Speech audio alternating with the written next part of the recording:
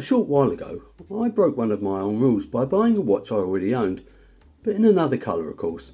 It was the Dryden Heartlander, and as good as it was, I flipped it almost immediately. Now I've done something similar. About a year ago, I sold my Phoibos Voyager 3 with a red dial.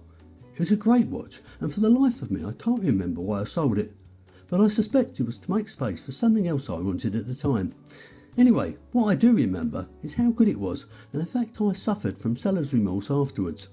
In actual fact, go back far enough and I own the original version of one of these with a grey dial and silver bezel. It was a little bit larger, a little bit chunkier, and it had a 300 metre water resistance rating, compared to this one at 200 metres.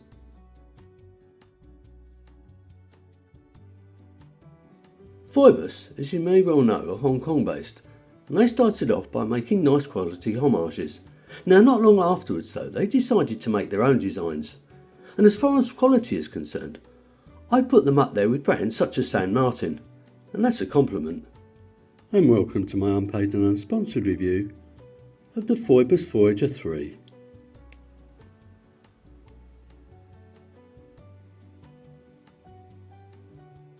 Recently Phoibos updated their packaging, but this isn't it. It's basically a box covered in nylon with a cushion inside it. It's a bit uninspiring, but to be fair, it does the job. Inside there are some instructions that nobody actually ever reads, and a 2-year warranty. And this is my watch of the day. It's the Yema Flygraph. So let's get the money side of things out of the way first, shall we? Well, I bought this excellent condition used one from Simon over at Watch the Time, so thanks Simon for doing me a great deal. Now if you live in the UK as I do, order One Direction is going to come out of an EU warehouse. There are 6 different options starting from €309 and rising up to €350 for this model, which has got the malachite dial. Convert that to sterling and add on VAT and you end up at £354. In my experience though, Phoibos normally have some sort of offer on, and at the point of making this video there's a discount of 15%, making the watch around about the £300 mark, which I believe is excellent value for money, but you can make your own mind up on that one. At this stage I should apologise for any reflections of the surrounding area. You see, this malachite dial is actually quite shiny. Anyway, so on with the dimensions, which I believe will suit most people. Now the case is 39mm, the lug width is 20mm, the depth is 13.5mm, which includes a double domed sapphire crystal with AR coating, and the lug to lug is 45mm. Now once adjusted to fit my 17cm wrist, it weighs in about 155 grams. Now in my opinion the watch wears to size, possibly a tad larger. Ticking away inside is the Seiko NH35 automatic movement. It hacks, it hand winds, it's got a power reserve of about 41 hours, it's very reliable, it ticks away at 21,600 beats per hour, and if regulated correctly, it can be pretty accurate. In actual fact, I've regulated these movements myself, and I've had them running to within a few seconds a day. Now let's see what this one looks like on the time grapher. Now this is dial down, fantastic beat error, excellent amplitude, and no worries about the rate either. The side screw down crown measures at about 6mm. It's very nicely knurled, operates the movement without issue, and whilst engagement is good, it's not buttery smooth, but to be fair though, watches at this price rarely are. I would normally show you the watch on a selection of different straps now, but to be honest the bracelet suits this so well I can't imagine anybody wearing it on anything else. Although I suppose the Tropic would look pretty good. It's very well made 5-link engineer stroke Jubilee style with a mixture of polished and brushed links, and it tapers down from its solid end link at 20mm to 18mm, then back up to 19mm for the clasp.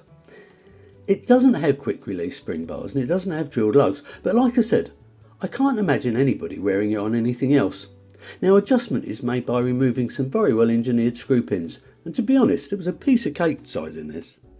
It would have been nice if Phoibos had included an on-the-fly clasp, but I suppose you can't have everything, and anyway this one's pretty good. It's milled, it's nicely brushed, it's got a polished chamfer, and it's signed. Now it's got 3 micro adjustments, which is adequate considering the size of the links, although I suppose a 4th would have been even better still.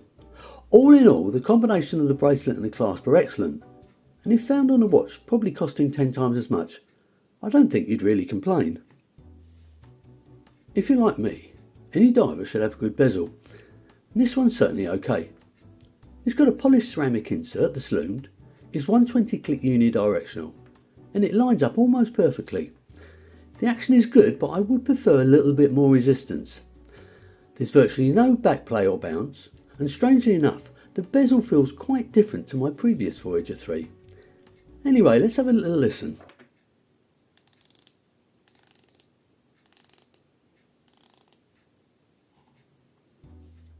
So let's have a look at the case, which is okay, but it's not my favourite part of the watch. It's, shall we say, quite tawly and quite simple. Now the tops of the lugs are vertically brushed, as are the sides. Now I prefer horizontal brushing on the sides, but that's just personal taste, I suppose.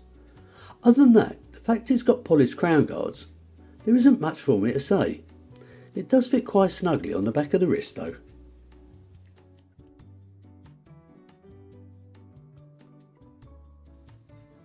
I love the Phoibos case backs. Needless to say, it screws down, it's deeply etched with the Phoibos octopus, and a few basic pieces of information. Now at this point I should mention, the octopus is something some people love and others just hate. I've always been a big fan myself, and I think for a diver's watch, it's perfect. So I've left the best part to last, and that's the dial. This is green malachite, which according to Google is a type of mineral. The hands indices and date window are framed in gilt, which I happen to think looks fantastic against that green background. There is a minute track on the outer part of the dial, the Phoibos logo under the 12 o'clock, then above the 6 o'clock it reads automatic, which is in red, with the water resistance below that. Now both the sword hands and the squared off teardrop indices are filled with a generous application of BGW9 lume, which pretty much lasts the night. Like every Phoibos watch I've ever handled, the lume is absolutely fantastic. Let's have a look at it.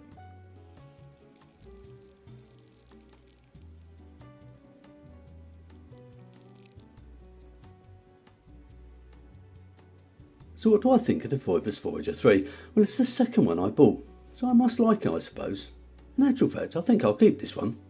Okay, the case is a little bit more industrial than I would have liked, but it is a tool watch after all. I would have also liked an on-the-fly clasp, and if this model had just been released, I suspect it would have one as well. And finally, I do think they could have shaved a millimetre or so off of the depth. Other than those few picky things, this is a great dive watch. And it's well put together, it's well spec'd, and it looks fantastic. The chances are, even if you go for the more expensive malachite dial, you'll be able to get one of these for about £300 after discount. Now I think that's excellent value. Now that brings me to the end of this review, so if you enjoyed it, please click on the like button. Subscribe if you haven't already. Leave your comments below, and most importantly, enjoy the rest of your day.